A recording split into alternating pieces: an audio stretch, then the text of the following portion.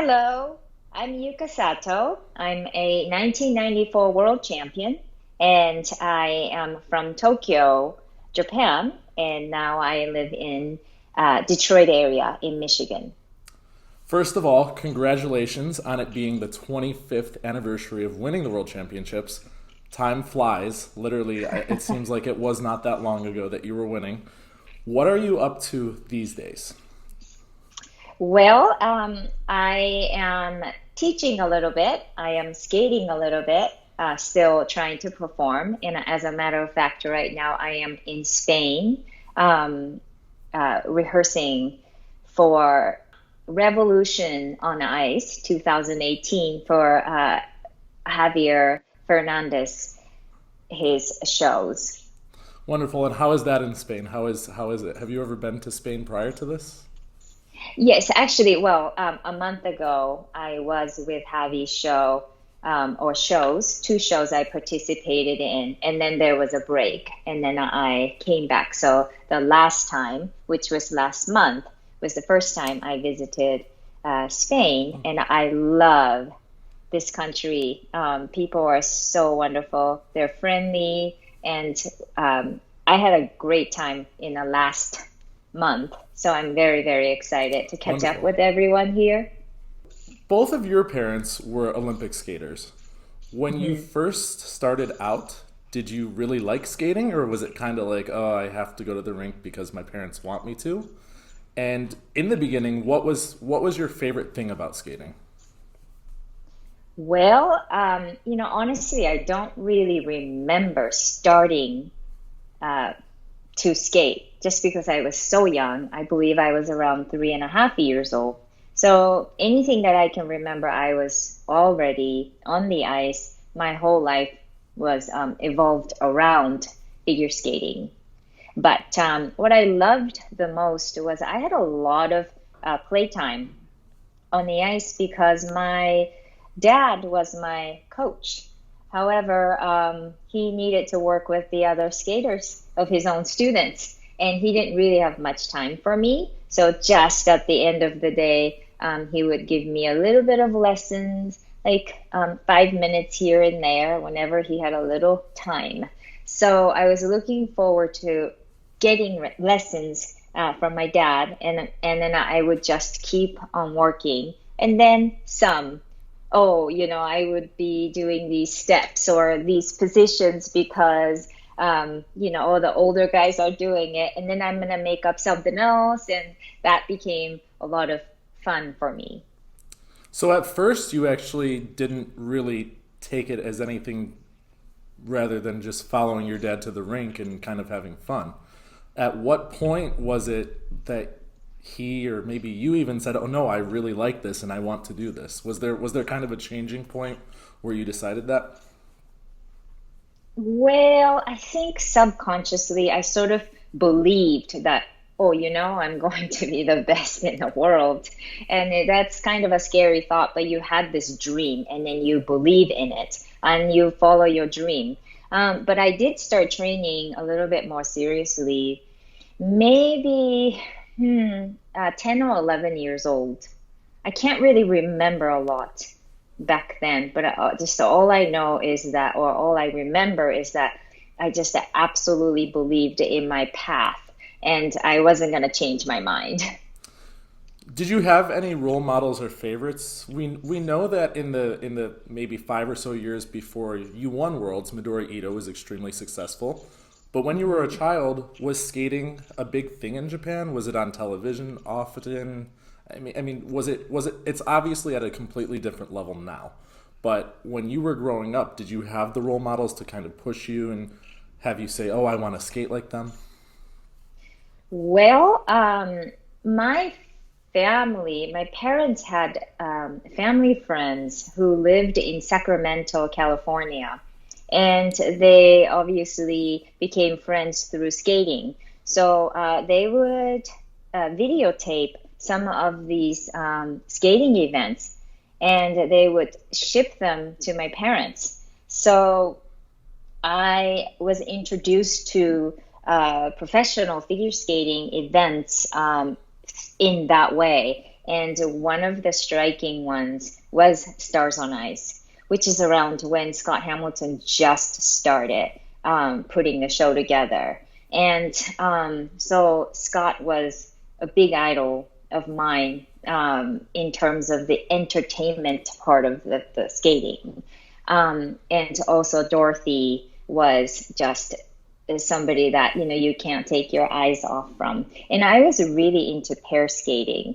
Some of the Russian pairs, they came to Japan many times, and I was just glued to the TV or as a flower girl. Mm-hmm. I would just be watching, and I'm going to do this one day. So there were a lot of inspirations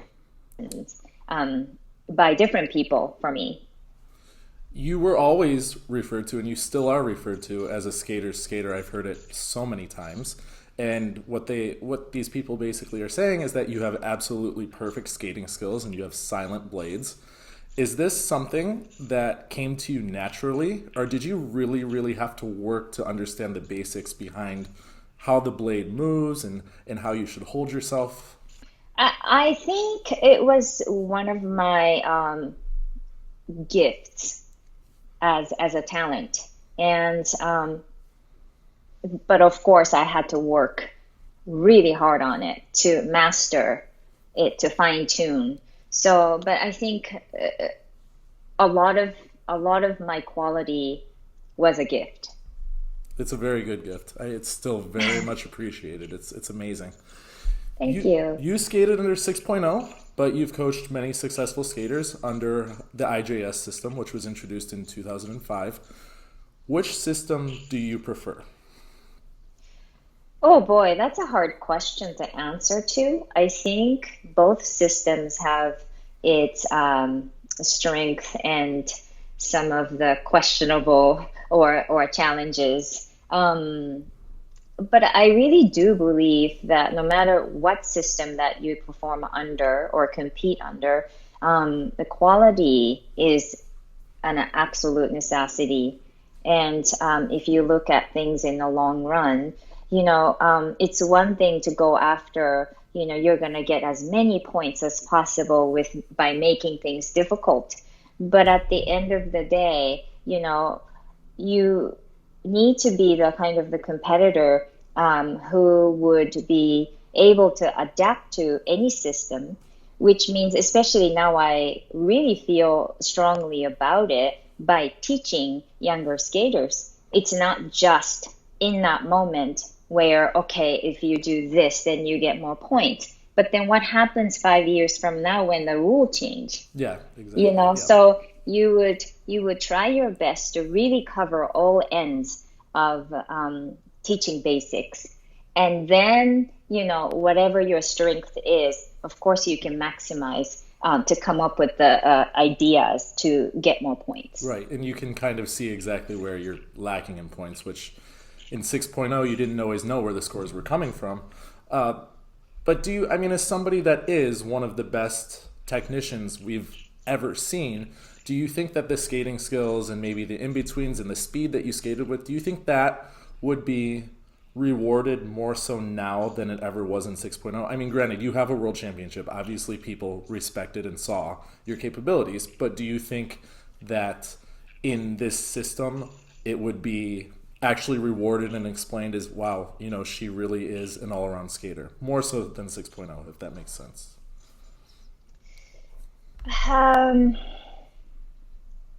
Yes and no, I think. No matter what happens with the system, I really do believe it still will be subjective sport. And for an example, the previous Olympics, I personally felt that somebody like Caitlin Osmond, who skated with such flow, but I felt that her component scores automatically was not as good or was awarded as she deserved. And I'm not comparing with the others, but if you watch them live, the speed, there's a definite difference between the speed with somebody like Caitlin and other skaters. Also, the quality of each jump or spin, the dynamic of how it was executed, there was no question in how Caitlin performed, excuse me. So for that, I still feel a lot of the questionable areas. In the last 5 years, the ISU has also introduced lyrics into eligible competition.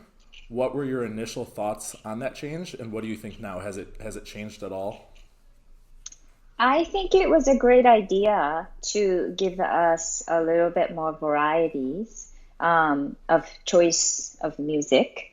Um, if you don't want to go with lyrical pieces, you could always go with classical or modern or anything without the lyrics. But with the given choices, I think it really widens the range of choices as choreographers. You were skating in a time when professional competitions were nearly every single weekend throughout the season, and you were extremely successful in them. I actually remember my mom saying when we were watching that you win everything and she loved it. I mean, this is something that sticks with me. 20 years ago, though, the ISU took over many of the events and turned them into Pro-Am events. And then we saw a few short years later, there were maybe 2 competitions in the professional scene a year. Do you think that there could be another professional scene if there was a return, and do you think it would be successful? I don't know how successful it would be, but I really do think um, it would make our sport healthier to have a professional circuit and an amateur circuit. I really do feel that there are so many of former competitors who could um, contribute to this sport of figure skating so much more, and to share that with the fans, with the layers of what the figure skating could be, which is such a, to me, figure skating is a very unique sport where obviously a competitive circuit is very competitive, and it's all about jumps and the difficulty of the elements, which is great. I think we need to push it as far as we can, because that's what makes the sports exciting. But on the other hand, there are certain limits to somebody's bodies where when you are not 12 years old, or when you're not 21-year-old man, sometimes we have a difficulty executing some of those hard elements. Yet that shouldn't be the end of our career. It's sort of like aged wine, where more you cook it and more you let it sit, more experiences, it comes with such a new performing level and the quality that we can really start to become a better performer. And that's when the skating shows become exciting, and to share the quality with different audiences. I really think that, so that people get to choose what they want to see. And I think, to have that as a competitor, if you have that sort of a role model where, how I was brought up, that at the end of my competitive career, I always knew that my next step, my dream, is to go to the world where Scott Hamilton was, well, how Dorothy Hamilton was skating under the spotlights. And it has nothing to do with the catch of the legs and spins, and none of those mattered. But it was a simple, pure skating, or whatever you can share with the whole world, was what's important. And it sort of was taken away by losing all of the professional events. And I really, really hope that we can get that back someday. Was the World Pro Championship the most intense competition out of all of them? Yes, it was demanding, physically and mentally. And, it's sort of like it really does demand out of all the experiences on the competitive side to once be a good competitor, a strong competitor, and that part of the qualities sort of like sneaks up on you, and yes, I can still do it. And by training, prior to the competitions, the professional competitions, it really makes you better and stronger once again. And I really enjoyed that part of my early part of professional career. Did you have a favorite professional competition? I think each one was very different, but World Professional definitely was one of the, it is really a world championship of, professional circuit. So we all treat it like this was one of the biggest ones. Right. But the other competitions, like the team competitions, we used to do Ice Wars and some other team competitions were really, really exciting. When I was teaming up with actually Brian Boitano, it was fun. And also I learned so much firsthand by being a teammate with somebody like Brian. How is he so good all the time? And you just get to be right by his side and watch what goes on. And that is one of those special moments. One of my personal favorite competitions was the Ladies World Pro. I know you guys had to skate like 5 times in a week or two, and it was like never ending. But I thought that since they introduced the option for so many ladies to enter the competition, I think it started with 12, and then they knocked it down to 8, and then it just kept going. But it was really, I loved that it gave so many skaters the opportunity to really have a chance to skate in a competition like that. So I would love if somebody with money would devise another competition like that, and we see some of the names that we saw. I mean, there's so many skaters I think that are willing to still compete, but under IJS, that's not an option. But they still have a lot to offer to the sport, and they've maybe grown as skaters, and they don't really have the place to show it as much anymore. So I'm hoping personally that one day the pro scene is revived, and we get to see some of this stuff that we saw all the time in the 90s. I agree. If I may say one more thing, I think that's also the key. Instead of if there's only a IJS competitions left in this figure skating world, then a lot of the older experienced skaters will stay in, but almost to a point too long, where if they could go off and really open up their new path, I think they would come out being much, much better performer and skater. They can still be competitive. I mean, we used to really train hard, and we have tackled probably the to maximize our technical abilities in the midst of all the shows and everything else that was going on, and it made us all really good. So I think it's very possible. Did you have a favorite competitive program? I think the 1994 season with my World Championship winning performance, that was Paquita, the long program, was good. But I think thinking back, I can't say that was my favorite program, because after I turned pro, I got to meet with such wonderful choreographers and to polish up and to come up with new ideas, and who I have become today. I feel like it's a never-ending thing that I'm never satisfied with my previous performance, and you just want to get better, and the next one is always better. So in some ways I'm absolutely extremely fortunate in that way. And so I don't think that 20 some years ago, 25 years ago performance was my best. I do have one question I've never seen the answer to. You started the 1994 season with a different free skate. We saw it at an early season competition in Norway. It was like the test event for the Olympics. And then you went back to a program that you had previously. What was it about that program to slow dancing in the big city that it didn't click for you? I sensed something wasn't right, but it was more of a suggestion that was made by my Canadian coach, Peter Dunfield, that he wanted me to go back to that program, which I have skated to in the previous year.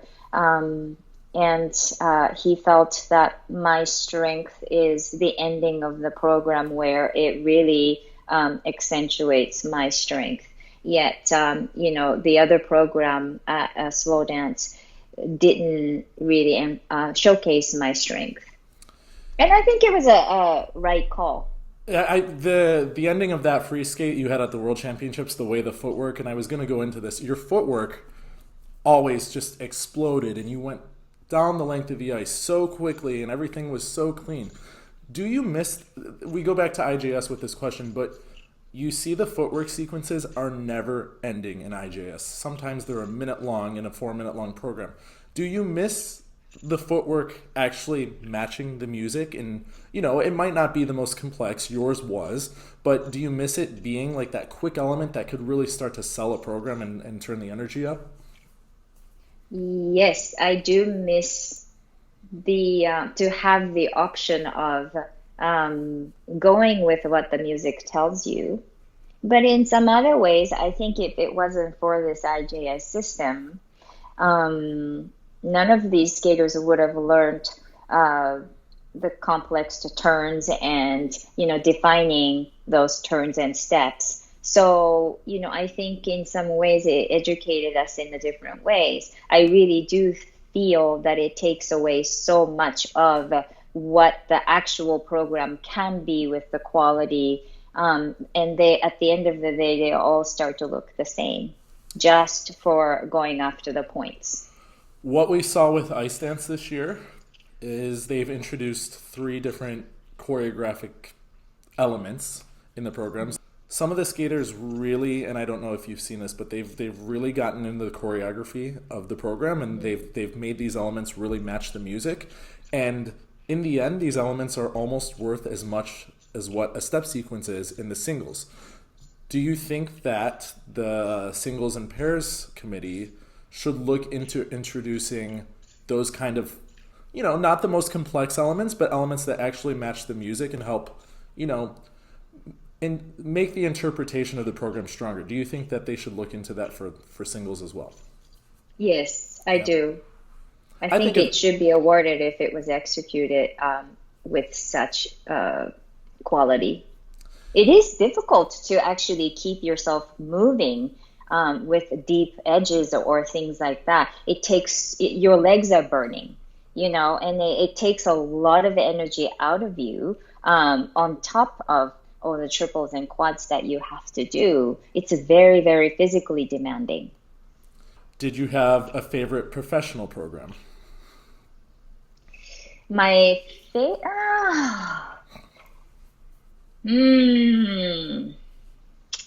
Oh dear. I have a few very special programs. One was definitely Spartacus. It was the piece that I won my first title at World Professional Championships. And that was sort of a turning point of how my real professional career started. And to pick up the momentum. So I really feel that was a strong program for me. Hat full of stars in another way of a turning point where I really felt like that's when I truly became artistically and technically worthy as a professional skater in some ways, not just competitive, but to be worthy. Yeah. Did you have a favorite jump? Triple loop. Loop. Triple loop, yeah. And then did you have a favorite element or move? Not necessarily an element, aside from the jumps? Hmm, not exactly. I actually enjoyed being lifted and just, you know, carried around in the air up high. Uh, the pair skating, you know, especially I enjoyed with the pair elements when the music calls for some things that would be just really suspension in the air, and we could do that. Where the single skating really limits our options, we have to keep pushing. And you said earlier that you always loved the pair skating and you loved watching the Russians. When you were younger, was there ever a question, oh, I should get into pair skating? You did it later in your career as a professional, but when you were younger, was there ever this possibility that you might be a pair skater as well? I didn't have an option to for me to become a pair skater growing up in Japan. There was not enough ice time, and the coaching was lacking since it's not a safe sport if you know you don't have the right guidance. So my parents were like, "Oh no, don't even think about it." So, but at the back of my mind, one day I really would love to do just because this is what I want to do. I didn't really care to be a single skater, but that was the only option given at the time. And then I believe, I might be wrong on this, but I believe one of the last professional titles that you won was the 2002 Hallmark Championships. I was actually in attendance there. You won the singles event. I know you skated in the pairs event as well. You did double duty there. You beat, though, in that competition, you beat the Olympic champion, Sarah Hughes, Irina Slitskaya, and Maria Butirskaya. That was the field, and you came out as the winner. What was that like? Oh, I wow, you remember and you really did your I homework. was there. Yeah. Well, I remember I because I don't was there. remember any of No. that stuff. But you know, for me, and I'm a competitor, but not against other people. I could care less about what others were doing. And even placements, of course, you want to be a champion, which means you have to be first. But for me, what really mattered is that I will give 100% based on my ability in that moment, and that's what counted. So that's why I don't really remember who I had to compete against. Um, and I learned that because, or I had to learn that to do it that way, to be that way, because I was fortunate enough to train um, with my number one competitor on a daily basis as I was growing up. And we competed against each other. And if her name is Junko Yaginuma from Japan, and a lot of times it would be making a team for the Olympics or Worlds. It would be either her or I, and yet, you know, if you don't make it, then you get to watch her train for Worlds every single day until she departs to get to the competition or vice versa. So, you know, we had a really respectful relationship and training mates. We became really good training mates because every single day we pushed each other, but also we had such a respect for each other. And I think, you know, that was one of the extremely lucky things that I was given.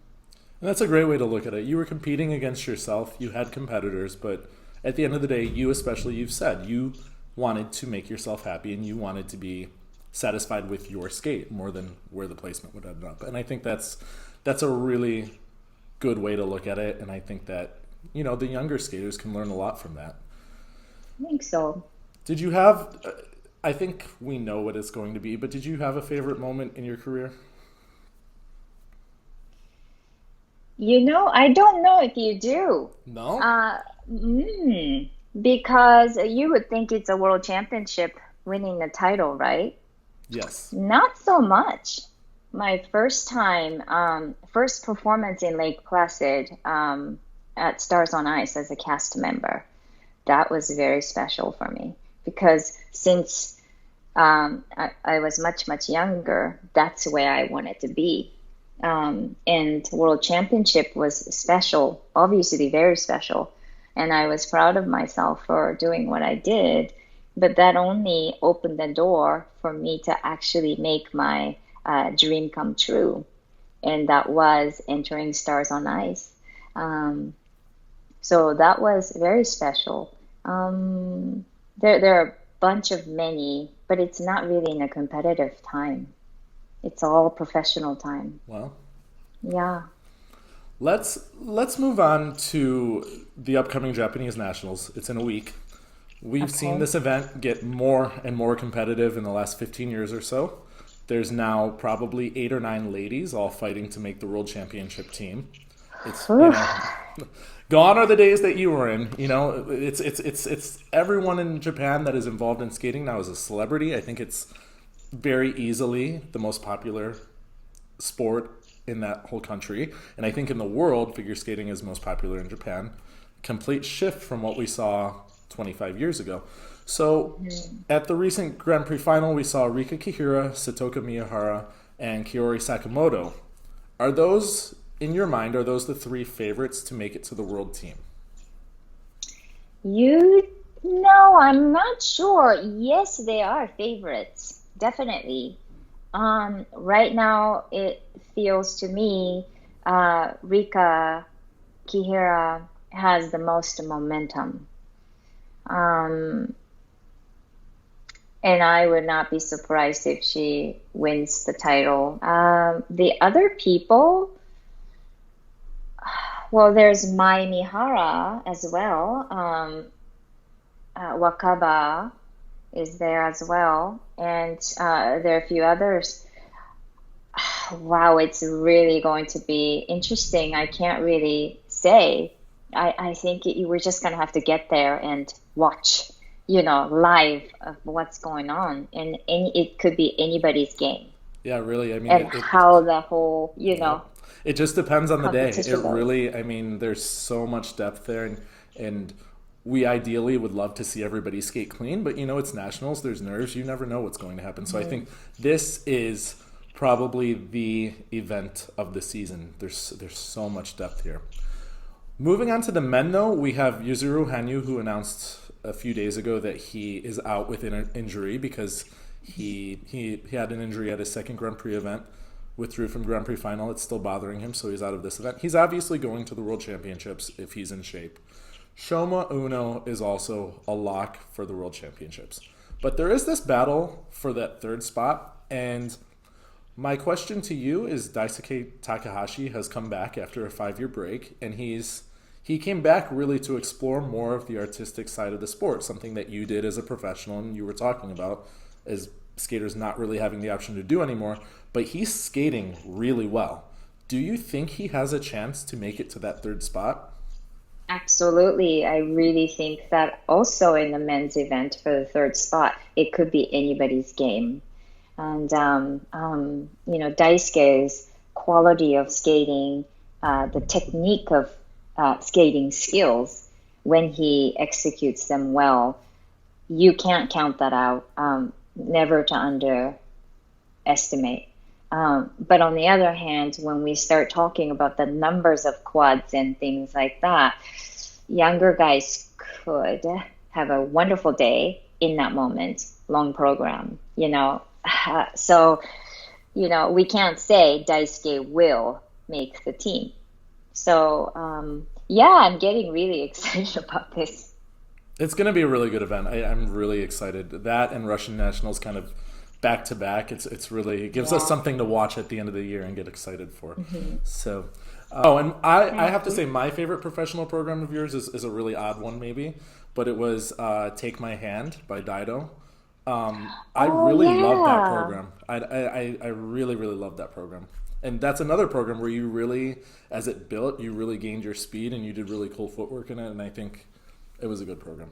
Yeah, I was so fortunate to be able to work with such great choreographers, and especially with my mentor and the choreographer Leah Miller. She's really she really mentored me to create such a long career with so much layers. She really made me as a good professional skater with lots of education, and I can't thank her enough. And right now, I'm here in Spain with Sandra Bezic and David Wilson. And again, I get to work with one of the best. And looking back, it's been 25 years of a long professional career. I'm still here. I may not be able to jump as much as I used to, but it doesn't matter. That's not important to me. And what's important is that I really have a job that I love to do, and to be able to work and still continue to learn as a professional skater, as a choreographer, as a coach. I just couldn't ask for more. So I'm very, very thankful.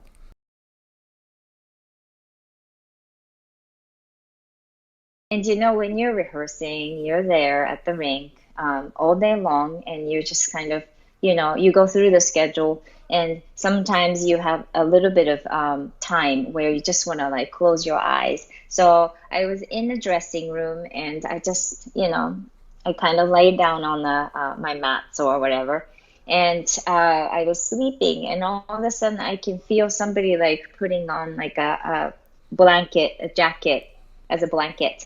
And I look, I opened my eyes and I looked, and it was Syria trying to like keep me warm. Oh, And I thought it was really sweet.